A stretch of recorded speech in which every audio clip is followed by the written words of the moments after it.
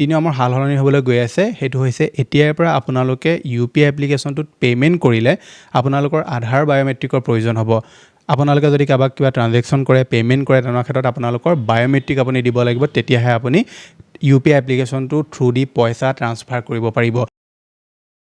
Digital Assam 2.0 চেনেলটো এটা নতুন ভিডিঅ' লৈ আপোনালোক সকলোকে পুনৰবাৰ স্বাগতম জনাইছো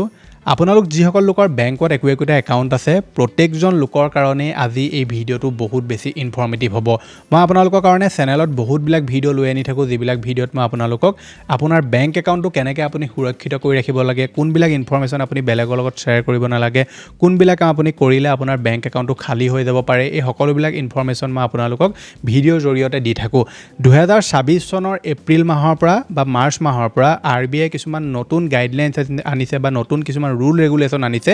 যিবিলাক প্ৰত্যেকজন বেংকত একাউণ্ট থকা লোকে জনাটো বহুত বেছি প্ৰয়োজনীয় আপোনালোক সকলোৱে নিশ্চয় ইউপিআই এপ্লিকেশ্যন ইউজ কৰে গুগল পে হওক ফোন পে হওক পেটিএম হওক ভাৰত পে হওক এনেকুৱা ধৰণৰ সকলোবিলাক এপ্লিকেশ্যন আপোনালোকে নিশ্চয় ইউজ কৰে আৰু আজিকালি প্ৰায় সকল লোকে অনলাইন ট্ৰানজেকশ্যনে কৰে খুব কম সংখ্যক লোকে আছে এনেকুৱা যি ধৰি লওক এতিয়া কেছ ট্ৰানজেকশ্যন কৰে প্ৰায় সংখ্যক লোকে ধৰি লওক য'তে যায় সাধাৰণ চাহ একাপ খালেও তেওঁলোকে অনলাইনতে ট্ৰানজেকশ্যন কৰিবলৈ বিচাৰে গতিকে আজি এই ভিডিঅ'টোত মই আপোনালোকৰ কাৰণে আৰবিআই যিবিলাক নতুন ৰুল ৰেগুলেশ্যন আনিবলৈ গৈ আছে এই ৰুল ৰেগুলেশ্যনৰ ওপৰতে আজি এই ভিডিঅ'টোত মই আপোনালোকৰ কাৰণে লৈ আনিছোঁ আৰু প্ৰত্যেকটো ৰুলৰ বিষয়ে আজি এই ভিডিঅ'টোত আপোনালোকে জানিব পাৰিব বেংকত যদি আপোনাৰ একাউণ্ট আছে তেনেহ'লে ভিডিঅ'টো সম্পূৰ্ণভাৱে প্ৰথমৰ পৰা শেষলৈকে চাব এতিয়ালৈকে আপুনি ভিডিঅ'টো যদি লাইক এটা কৰা নাই ফটাফট ভিডিঅ'টোত লাইক এটা কৰি দিয়ক চেনেলটোলৈ যদি প্ৰথম আহিছিলে ছাবস্ক্ৰাইব কৰি লওক এনেকুৱা ধৰণৰ ইনফৰ্মেটিভ ভিডিঅ' ৰেগুলাৰ চাবৰ কাৰণে আহক এতিয়া ভিডিঅ'টো আৰম্ভ কৰোঁ ভিডিঅ'টো আৰম্ভ কৰাৰ আগতে সৰু এটা অনুৰোধ আপুনি যদি এতিয়ালৈকে আমাৰ হোৱাটছআপ চেনেলটো জইন কৰা নাই যেটো টোটেলি ফ্ৰী হয় সোনকালে জইন কৰি ল'ব হোৱাটছআপ চেনেলত মই বহুতবিলাক সৰু সৰু আপডেট দি থাকোঁ যিবিলাক আপডেটৰ ওপৰত মই আকৌ এক্সট্ৰাকৈ ভিডিঅ' নবনাওঁ লিংকটো মই ডেছক্ৰিপশ্যনত দি থোৱা আছে এই ভিডিঅ'টো চাই আপুনি আমাৰ হোৱাটছআপ চেনেলটো জইন কৰি ল'ব বৰ্তমান সময়ত আপোনালোকে আমাৰ ভাৰতবৰ্ষত কিমানবিলাক ডিজিটেল স্কেম হৈ থাকে এইবিলাকৰ বিষয়ে আপুনি নিশ্চয় নিউজ চেনেলত শুনিবলৈ পাই থাকে কাৰোবাৰ পৰা OTP লৈ মেলি পইচা লৈ গুচি যায় কাৰোবাক লিংকত ক্লিক কৰিবলৈ কৈ পইচা লৈ গুচি যায় আৰু এইবিলাক যিমান দিনক দিনে ধৰি লওক কমাবলৈ চেষ্টা কৰিছে সিমানেই নতুন নতুন কিছুমান পদ্ধতি স্কেমাৰবিলাকে অৱলম্বন কৰি গৈ আছে এতিয়া এনেকুৱা হৈছেগে যে OTP লৈ মেলি ফ্ৰড কৰা বা লিংকত ক্লিক কৰে ফ্ৰড কৰা এইবিলাকৰ দিন এতিয়া লাহে লাহে গৈছেগে এতিয়া নতুন নতুন পদ্ধতিত আমাক স্কেম কৰিবলৈ চেষ্টা কৰা হৈছে যেনে আপোনাৰ ধৰি লওক AI ভইচ ইউজ কৰি আপোনাৰ কোনোবা আত্মীয়ৰ ভইচ উলিয়াই আপোনাৰ পইচা বিচৰা বা আপোনাক এনেকুৱা এটা এপ্লিকেশ্যন মোবাইলত ইনষ্টল কৰি দিয়া যিটো এপ্লিকেশ্যনে আপোনাৰ সম্পূৰ্ণ মোবাইলৰ ডেটাখিনি লৈ আপুনি কাক পইচা দিছে আপোনাৰ বেংকৰ OTP হওক বা বেংকৰ পাছৱৰ্ড হওক সকলোবিলাক বেলেগে চাই আছে এনেকুৱা ধৰণৰ নানান ধৰণৰ কিছুমান পদ্ধতি উলিয়াইছে যিবিলাক ইউজ কৰি স্কেমাৰে এতিয়া মানুহক স্কেম কৰিবলৈ চেষ্টা কৰি আছে গতিকে এনেকুৱা ধৰণৰ বস্তুবিলাকৰ পৰা আমাক ৰখাবৰ কাৰণে বা এনেকুৱা ধৰণৰ বস্তুবিলাকৰ পৰা আমাক বচাবৰ কাৰণে আৰবিআই কিছুমান নতুন ৰুল ৰেগুলেশ্যন আনিবলৈ গৈ আছে যিবিলাকৰ বিষয়ে আপুনি জনাটো বহুত বেছি প্ৰয়োজনীয় গতিকে 2026 চনৰ মাৰ্চ বা এপ্ৰিল মাহৰ পৰা আপোনালোকে আপোনাৰ যিটো ইউপিআই এপ্লিকেশ্যন তাত কিছুমান নতুন আপোনালোকে ৰুল বা ৰেগুলেশ্যন দেখিবলৈ পাবলৈ গৈ আছে প্ৰথমটো যিটো আপোনালোকে নতুন বস্তু দেখিবলৈ পাব সেইটো হৈছে ডাইনামিক টু ফেক্টৰ অথেণ্টিকেশ্যন এটা ডাইনামিক টু ফেক্টৰ অথেণ্টিকেশ্যন কি হয় মই আপোনাক বুজাই দিছোঁ ধৰি লওক বোলে আপুনি যোৰহাটত থাকে আৰু যোৰহাটতে আপুনি প্ৰায়বিলাক বোলে পেমেন্ট কৰি থাকে সৰুৰা পেমেন্টে হওক ডাঙৰ পেমেন্টে হওক কৰি আছে কিন্তু হঠাৎ আপুনি বোলে মুম্বাই যাবলগীয়া হ'ল বা গুৱাহাটী যাবলগীয়া হ'ল আৰু তাত গৈ যদি আপুনি ধৰি লওক এটা ভাল বা হেভি এমাউণ্ট এটা যদি আপুনি ট্ৰানজেকশ্যন কৰে তেনেকুৱা ক্ষেত্ৰত আপোনালোকক বাৰে বাৰে সিকিউৰিটি টেষ্ট লোৱা হ'ব মানে ধৰি লওক আপোনাক দুবাৰ আপোনাৰ পিনটো দিবলৈ ক'ব বা কুৱেশ্যন আপোনাক সুধিব পাৰে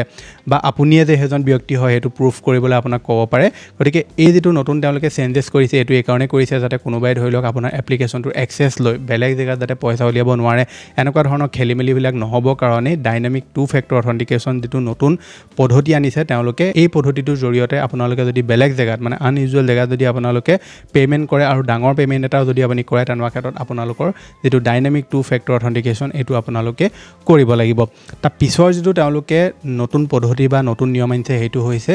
নো স্ক্ৰীন ৰেকৰ্ডিং নো স্ক্ৰীনশ্বট আপোনালোকে সকলোৱে জানে যে আমাৰ যিবিলাক ইউপিআই এপ্লিকেশ্যন থাকে এইবিলাকত আপুনি স্ক্ৰীন ৰেকৰ্ড কৰিব নোৱাৰে কিন্তু কিছুমান এনেকুৱা পদ্ধতি থাকে যিবিলাকৰ জৰিয়তে আপোনালোকে সেইবিলাক কৰিব পাৰে কিন্তু এতিয়া আৰবিআই কৈছে যে কোনো ধৰণৰ স্ক্ৰীনশ্বট আপুনি ল'ব নোৱাৰিব কোনো ধৰণৰ আপোনালোকে স্ক্ৰীন ৰেকৰ্ড কৰিব নোৱাৰিব। এইটো তেওঁলোকে কিয় কৰিছে সেইটো কৈ দিওঁ। বহুতবিলাক স্কেমাৰ এনেকুৱা থাকে যি কি কৰে আপোনাৰ মোবাইল ফোনটোত এটা মেলৱেৰ এপ্লিকেশ্যন ইনষ্টল কৰি দিয়ে বা এনেকুৱা ধৰণৰ এপ্লিকেশ্যন ইনষ্টল কৰি লয়, যিটো এপ্লিকেশ্যন আপোনাৰ মোবাইলত সোমাই থকাৰ লগে লগে বেলেগেও আপোনাৰ ফোনটো চাই থাকিব পাৰে যে আপুনি কি কৰিছে, কি OTP দিছে, কি পিন আপোনালোকে তাত মাৰিছে, সকলোবিলাক বস্তু বেলেগে চাই থাকিব পাৰে। গতিকে এনেকুৱা ফলত কি হয়, আপোনাৰ যিটো UPI এপ্লিকেশ্যন সেইটোত যদি স্ক্ৰীন ৰেকৰ্ডটো বন্ধ কৰি থয় বা সেই এপ্লিকেশ্যনটো ইউজ কৰি থাকোঁতে যদি স্ক্ৰীন ৰেকৰ্ডটো কাম নকৰা হৈ থাকে, তেনেকুৱা ক্ষেত্ৰত এই ধৰণৰ স্কেমবিলাক আপোনাক কৰিব নোৱাৰিব, যাৰ কাৰণে তেওঁলোকে স্ক্ৰীন ৰেকৰ্ড বা স্ক্ৰীনশ্বট এনেকুৱা ধৰণৰ যিবিলাক সুবিধা আছিলে এইবিলাক তেওঁলোকে এতিয়া টোটেলি বন্ধ কৰিছে। তাৰ পিছৰ যিটো নতুন আপোনালোকে সাল সলনি হোৱা দেখিবলৈ পাব নিয়ম, সেইটো হৈছে নাইট টাইম ট্ৰানজেকশ্যন লক। এতিয়া আপোনালোকে এটা ছিষ্টেম বনাব পাৰিব, আপোনাৰ যিটো UPI এপ্লিকেশ্যন তাত আপুনি এটা টাইম ছেট কৰি ল'ব পাৰিব যে ৰাতি 11টা বজাৰ পৰা ৰাতিপুৱা বোলে 9টা বজালৈকে মোৰ একাউণ্টটোৰ পৰা বা মোৰ UPI এপ্লিকেশ্যনটোৰ পৰা কোনো ধৰণৰ পে'মেণ্ট নহয় বা কোনো ধৰণৰ ডেবিট হ'ব নোৱাৰে। তেনেকুৱা কৰিলে কি হ'ব, আপুনি শুই থকাৰ অৱস্থাত যদি কোনোবাই আপোনাৰ ফোনটো বোলে হেক কৰি থৈছে, মেলৱেৰ ইনষ্টল কৰিবলৈ আপোনাৰ পইচা ল'বলৈ বিচাৰিছে, তেনেকুৱা ক্ষেত্ৰত কোনো ধৰণৰ সেই UPI এপ্লিকেশ্যনটোৱে কাম নকৰিব ৰাতিপুৱা 9টা বজালৈকে। গতিকে আপুনি নিজৰ হিচাপত টাইম এটা বনাই ল'ব পাৰে, বোলে মই ৰাতি 10টাৰ পৰা ৰাতিপুৱা 6টালৈকে কোনো ধৰণৰ পে'মেণ্ট মই নকৰোঁ আৰু বন্ধ কৰি থ'ম। তেনেকুৱা ক্ষেত্ৰত আপুনি নাইট টাইম ট্ৰানজেকশ্যন যিটো আছে সেইটো আপুনি লক কৰি থোৱাৰ এটা সুবিধা তেওঁলোকে আনিবলৈ গৈ আছে। তাৰ পিছৰ যিটো এটা চেঞ্জেছ আপোনালোকে দেখিবলৈ পাব গৈ আছে UPI এপ্লিকেশ্যনটোত, সেইটো হৈছে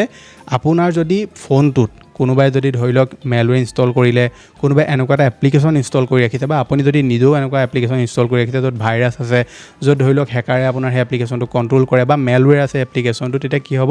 সেই ধৰণৰ এপ্লিকেশ্যন থাকিলে আপুনি আপোনাৰ ফোনটোত UPI এপ্লিকেশ্যন ইউজ কৰিব নোৱাৰিব আৰু অট'মেটিকলি UPI এপ্লিকেশ্যনটো ডিজেবল হৈ যাব বা চাইন আউট হৈ যাব। এইটো এটা যথেষ্ট তেওঁলোকে ভাল পদ্ধতি আনিছে বা ভাল তেওঁলোকে চেঞ্জেছ কৰিছে। ইয়াৰ ফলত কি হ'ব,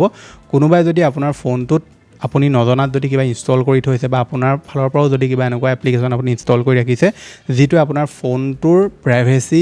বেয়া কৰিব পাৰে বা প্ৰাইভেচি লিক কৰিব পাৰে, তেনেকুৱা এপ্লিকেশ্যন থাকিলে আপোনাৰ যিটো UPI এপ্লিকেশ্যন থাকিব সেইটো অট'মেটিকলি ডিজেবল হৈ যাব আৰু তেতিয়ালৈকে সেইটো আপুনি ইউজ কৰিব নোৱাৰিব যেতিয়ালৈকে আপুনি সেই এপ্লিকেশ্যন বা মেলৱেৰটো আপোনালোকে আপোনাৰ ফোনটোৰ পৰা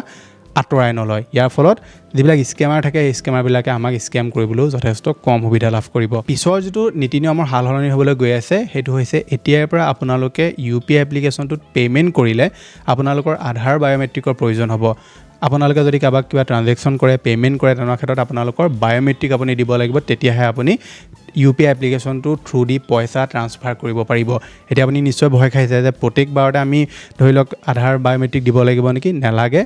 আপুনি আপোনাৰ যিটো UPI এপ্লিকেশ্যন সেইটোত যদি আপোনালোকে ধৰি লওক ৰেগুলাৰ বোলে 200 টকা, 300 টকা, 5,000 টকা, 10,000 টকা এনেকৈ ট্ৰানজেকশ্যন হৈ থাকে আপোনাৰ, হঠাৎ আপোনাৰ একাউণ্টৰ পৰা বোলে 50,000 টকা আপুনি ট্ৰানজেকশ্যন কৰিছে বা 60,000-70,000 টকা ট্ৰানজেকশ্যন কৰিছে বা 20,000-20,000কৈ আপুনি ধৰি লওক 4-5 বাৰ ট্ৰানজেকশ্যন কৰিছে, মই জাষ্ট এক্সাম্পল দিছোঁ। তেনেকুৱা ক্ষেত্ৰত কি হ'ব, আপোনালোকৰ এটা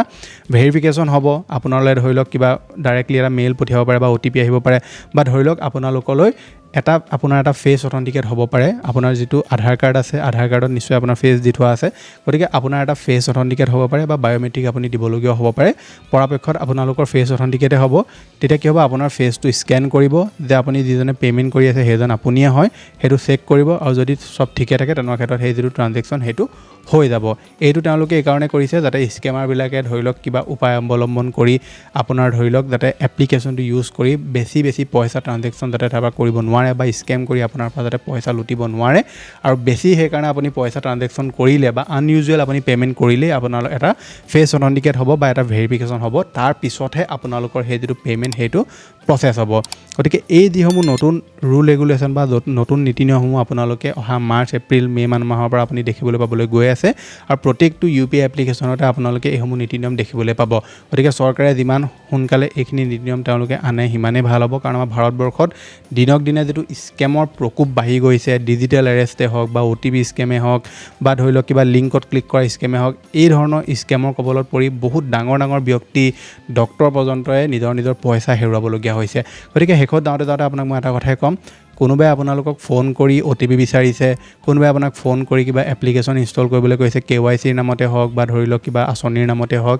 এনেকুৱা ধৰণৰ মানুহৰ ফোন কল আপুনি লগালগ কাটি দিব। একদম সহজ ভাষাত ক'বলৈ গ'লে কেতিয়াও OTP বেলেগক নিদিব, যোনেই হওক OTP কাকোৱে নিদিব। লগতে আপোনালোকে কেতিয়াও আননোন লিংকত ক্লিক নকৰিব, আননোন এপ্লিকেশ্যন ইনষ্টল নকৰিব। এইসমূহ আপুনি যদি কৰে তেনেকুৱা ক্ষেত্ৰত আপোনালোক সমস্যাত পৰিব পাৰে। গতিকে এইটো আছিলে যে আমাক দিবলগীয়া ইনফৰমেশ্যন। আশা কৰিছোঁ আপোনালোকে ভিডিঅ'টো চাই ভাল পালে। যদি ভাল পালে ভিডিঅ'টো লাইক কৰিব, চেনেলটোলৈ যদি প্ৰথম আহিছিলে ছাবস্ক্ৰাইব কৰি ল'ব এনেকুৱা ধৰণৰ ইনফৰমেটিভ ভিডিঅ' ৰেগুলাৰ চাবৰ কাৰণে। মই লগ পাম এটা নতুন ভিডিঅ'ত আজিলৈ ধন্যবাদ।